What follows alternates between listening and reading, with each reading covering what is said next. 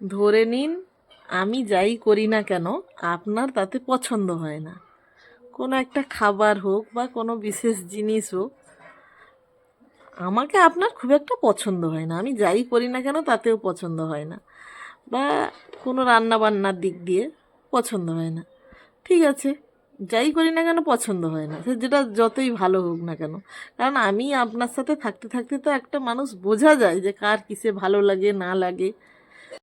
ধরুন আমি কোনো আচার বানিয়েছি, পছন্দ নয় আপনার, কিন্তু আপনি আমার কে না দেখিয়ে সেটা লুকিয়ে লুকিয়ে নিয়ে বের করে খাচ্ছেন।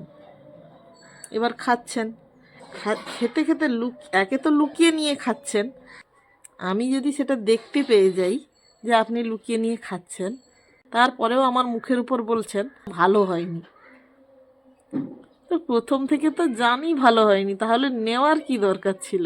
লুকিয়ে লুকিয়ে নিয়ে খাওয়ার কি দরকার ছিল? এবার আমি যদি সেটা না দেখতে পেতাম, আপনি দিব্যি সেটা ভালোই খাচ্ছেন, আমি দেখতে পেয়ে যেতে আবার আমাকে বললেন যে ভালো হয়নি, তাহলে নিয়ে খাওয়ার কি দরকার ছিল? ধরুন একটা আচার, তাহলে খাওয়ার কি দরকার ছিল? লুকিয়ে নিয়ে হয়তো আমি দেখতে পেয়ে গেছি বলে, কি জানি আপনি কতবার আমার তৈরি জিনিসটা লুকিয়ে খেয়েছেন তার নেই ঠিক, যখনই দেখতে পেয়ে গেলাম তখন কিনা বললেন যে ভালো হয়নি।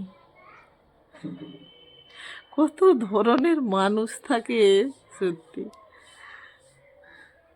একে তো আমার বানানো জিনিস খাবেন, দুই আবার আমার মুখের উপর বলবেন ভালো হয়নি। আর আমার আর আপনার এমন একটা সম্পর্ক, ফটফট করে কিছু বলতেও পারি না।